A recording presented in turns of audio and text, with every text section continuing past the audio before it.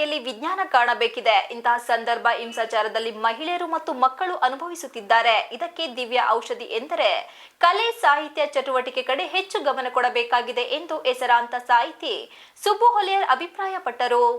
ನಗರದ ಸಂಸ್ಕೃತ ಭವನದಲ್ಲಿ ಮಾಣಿಕ್ಯ ಪ್ರಕಾಶನ ಇವರ ಸಂಯುಕ್ತಾಶ್ರಯದಲ್ಲಿ ನವೆಂಬರ್ ಭಾನುವಾರದಂದು ಬೆಳಿಗ್ಗೆ ರಾಜ್ಯ ಮಟ್ಟದ 9ನೇ ಕವಿಕಾವ್ಯ ಸಂಭ್ರಮ 2024 ತಮಟೆ ಬಾರಿಸುವ ಮೂಲಕ ಉದ್ಘಾಟಿಸಿ ಮಾತನಾಡಿದ ಅವರು, ಪ್ರಕಾಶನ ಕೇವಲ ಪುಸ್ತಕಕ್ಕೆ ಮಾತ್ರ ಸೀಮಿತವಾಗಬಾರದು. ಸಾಹಿತ್ಯ, ಸಂಸ್ಕೃತಿ ಹೀಗೆ ವಿವಿಧ ಕ್ಷೇತ್ರಗಳಿಗೂ ವಿಸ್ತರಿಸಬೇಕು.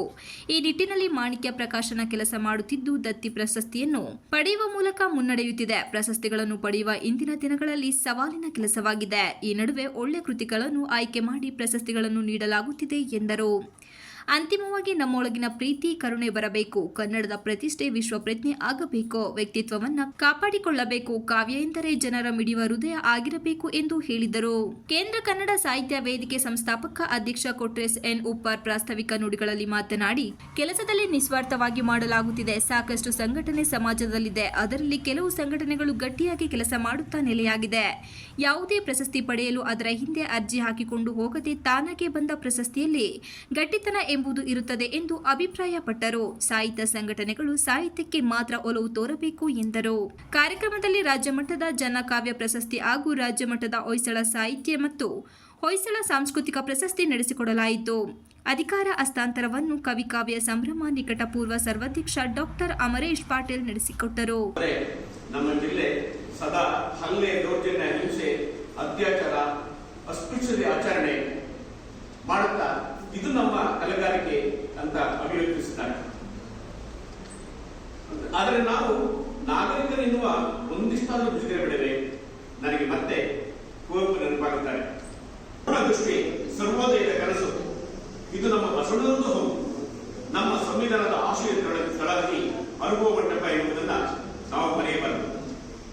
ನಾವೆಲ್ಲ ಅನೇಕ ತರದ ಮಾತಾಡಿ ಇರಬೇಕಾದ ವಿವೇಕ ಕೂಡ ಇರುವುದಿಲ್ಲ. ಆದರೂ ನಾನು ಕವಿ, ಸಾಹಿತಿ, ಚಿಂತಕ ಎಂದು ನಟನೆ ಮಾಡುತ್ತಿದ್ದೀವಿ. ನಮ್ಮ ಮುಖ್ಯಮಂತ್ರಿ, ಶಿಕ್ಷಣ ಮಂತ್ರಿ, ಸಂಸ್ಕೃತಿ ಇಲಾಖೆ ಮಂತ್ರಿ, ಅಲ್ಲಿ ಜಿಲ್ಲಾ ಉಸ್ತುವಾರಿ, ಅಲ್ಲಿ ಮಿನಿಸ್ಟರ್ಗಳು, ಅಲ್ಲಿ MP, ಅಲ್ಲಿ MLAಗಳು ಅವರೇ ತುಂಬಿಟ್ಟಿರ್ತಾರೆ ವೇದಿಕೆಗಳಲ್ಲಿ. ಸಾಹಿತ್ಯಗಳನ್ನು ನಾವು ಕಾಣಾಗಲ್ಲ. ಹೆಸರಿಗೆ ಮಾತ್ರ ಸಾಹಿತ್ಯ ಸಮ್ಮೇಳನಗಳಾಗಿದೆ. ಇದನ್ನ ಸಹಿಸಕ್ಕಾಗದೇ ನಿಜವಾದ ಸಾಹಿತ್ಯಗಳು ಸಂಘಟಕರು ಏನು ಮಾಡ್ತಾರೆ, ಇತರ ಸಂಘಟನೆಗಳು ಹುಟ್ಟಿಗೆ ಕಾರಣ ಆಗಿದ್ದಾವೆ.